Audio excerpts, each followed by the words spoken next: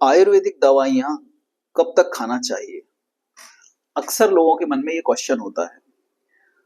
तो मैं आपको बता दूं, आयुर्वेदिक दवाई कम से कम 3 महीने तो लेनी ही चाहिए, क्योंकि जब कोई भी रोग होता है तो वो दोषों की गड़बड़ी के कारण होता है। जब हमारे त्रिदोष वात पित्त कफ इनमें से कोई भी दोष अनबैलेंस होता है तो उनको बैलेंस करने के लिए कम से कम 3 महीने तक का समय तो चाहिए। अन्यपैथी में जब आप किसी रोग की चिकित्सा लेते हैं तो 7 दिनों में या 10 दिनों में वो केवल आपके लक्षणों की चिकित्सा करते हैं, आपकी बॉडी को बैलेंस नहीं करते हैं। बॉडी को बैलेंस करना और किसी एक पर्टिकुलर चीज को के लक्षण दबा देना में फर्क होता है। यदि आपकी बॉडी बैलेंस होती है तो आप उसी से संबंधित कई सारी समस्याओं से बच जाते हैं। उदाहरण के तौर पर मैं आपको बता दूं, मान लीजिए आपको एसिडिटी हुई और एसिडिटी से बचने के लिए आपने डीएसआर वाला कैप्सूल खाया। तो डीएसआर वाला कैप्सूल आपको 1 दिन के लिए आपके एसिड को ब्लॉक कर देगा। अब वो एसिड चाहे अच्छे हो या बुरे हो, वो दोनों ही एसिड को ब्लॉक कर देगा। बुरे एसिड जो आपके शरीर को नुकसान पहुंचा रहे थे, अच्छा एसिड जो आपके भोजन को पचा रहे थे। तो जब अच्छा एसिड भी आपका ब्लॉक हो गया तो इससे आपको भूख लगना हो गई कम, आपके जो अच्छे एसिड हैं वो निकलना बंद हो गए। तो एसिडिटी का इलाज एसिड को ब्लॉक करना नहीं है, बल्कि आयुर्वेद के अनुसार दूषित पित्त को शरीर से बाहर निकालना एसिडिटी की ट्रीटमेंट है। तो जब आप आयुर्वेद के पास आते हैं और अपने पित्त की चिकित्सा लेते हैं तो साथ ही रक्त की भी चिकित्सा होती है। तो इस चिकित्सा में कम से कम 3 महीने का आपको समय देना पड़ेगा। अब आयुर्वेदिक औषधि जो है वो आपके दूषित पित्त को ही यकृत से निकालकर मल के द्वार से बाहर निकाल देंगे। तो ये हो गया कि भाई गेट आउट, आपके जो एसिड था उसको आपने शरीर से बाहर निकाल दिया। अब आपने ये एसिड बाहर निकाल दिया तो ये ब्लड में भी नहीं जाएगा, क्योंकि जो बढ़ा हुआ एसिड है वो ब्लड में ही जाकर ब्लड के ही समान गुण और धर्म ले लेता है, ब्लड का वॉल्यूम बढ़ा देता है। और ये जो बढ़ा हुआ वॉल्यूम है यही कई बार ब्लड प्रेशर का कारण बन जाता है। कई बार ये नाक फूटने की जो शिकायत होती है, ब्लड आ जाना, ये इसी के कारण होता है।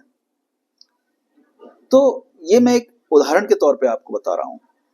और यदि आपका जो पित्त भी शांत हो जाता है तो पित्त शांत होने के बाद उष्णता भी शांत हो जाती है। ज्यादा शरीर में गर्मी लगना, अधिक पसीना आना, घबराहट होना, बेचैनी होना, तो ये सब भी ऑटोमेटिक ठीक हो जाता है। जबकि आप किसी लक्षण की चिकित्सा केवल एसिडिटी का ट्रीटमेंट कर रहे हैं, केवल डीएसआर वाला कैप्सूल ले रहे हैं, तो वो आपको दूसरी प्रॉब्लम दे सकता है।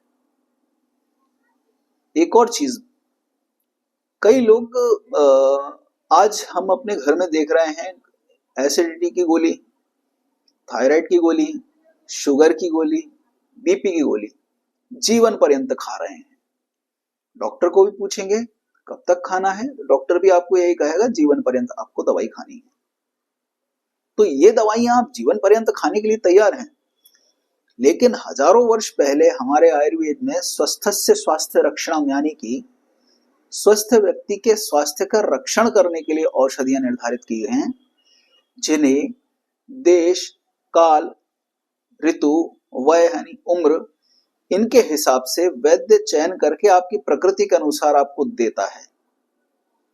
तो ये चीजें फॉलो ना करके आप अपने रोगों को इस तरीके से बढ़ा लेते हैं कि आप बीपी, थायराइड, इन सब की दवाइयां जीवन पर्यंत खाने के लिए तैयार हैं, लेकिन आप आयुर्वेदिक औषधि से अपने आप के शरीर को स्वस्थ नहीं बनाना चाहते हैं।